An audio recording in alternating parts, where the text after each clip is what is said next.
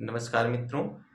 जैसा कि हमने कहा था कि आपको विवाह संस्कार डिटेल में पढ़ाएंगे, तो विवाह संस्कार के बारे में आप सब जानिए, विस्तृत अध्ययन करिए इसके बारे में।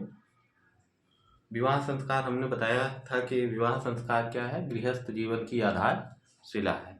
और इसमें हिंदू धर्मशास्त्रों में विवाह जो है 8 प्रकारों के उल्लेख विवाहों के मिलता है, जिसमें प्रथम विवाह है ब्रह्म विवाह। यह विवाह सर्वोत्तम माना जाता है और इसमें एक कुलीन पिता सच्चरित वर को अपने घर स्वयं आमंत्रित करता था और उसका स्वागत सत्कार कर वस्त्र भूषणों से सुसज्जित करके कन्या उसे प्रदान की जाती थी। और यह विवाह बिना किसी दबाव के होता था। सोम और सूर्य का विवाह इसी कोटि में आता है। दूसरा है दैव विवाह।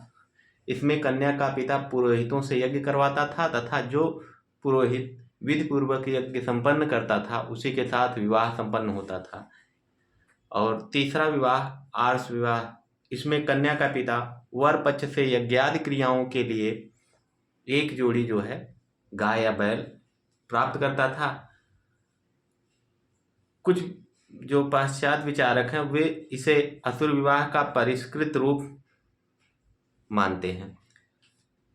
चौथा है प्रजापत्य विवाह। इस विवाह के अंतर्गत वर कन्या के घर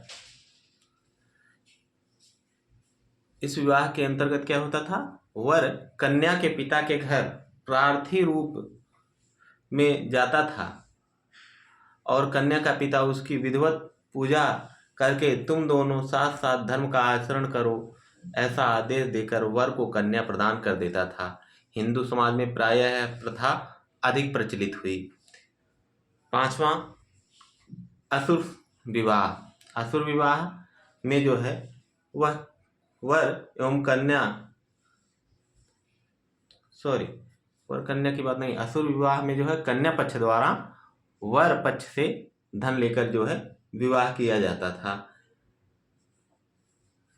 महाभारत में भीष्म ने इस विवाह की निंदा की है और धर्मशास्त्रों में इसे घृणित और निंदनीय कहा गया है।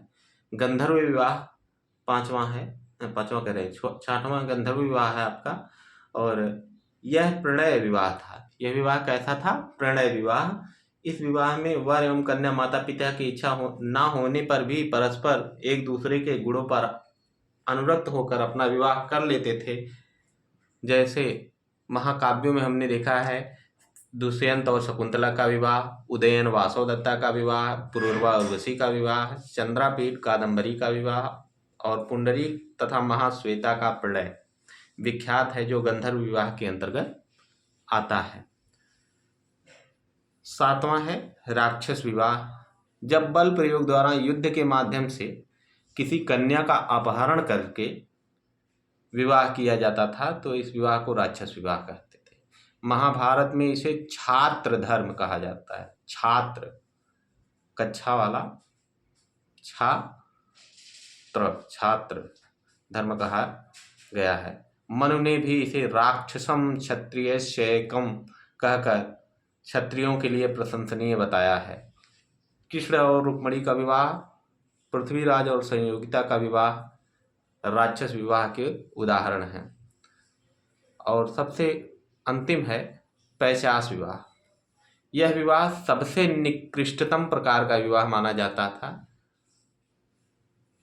मनु के अनुसार जो है सुप्ता मत्ता प्रमत्ता वा रहो यत्रोपगच्छति सा पापिष्टो विवाहानां पैचास पापिष्टो विवाहानां पैचास अष्टमोध अधमः। अर्थात सोती हुई अचेत पागल या मदिरापान की हुई कन्या के साथ जब कामातुर होकर कोई बलात् विवाह करता है तो इसे पैचास विवाह कहा जाता है। स्मृतियों ने इस विवाह की घोर भर्त्सना की है।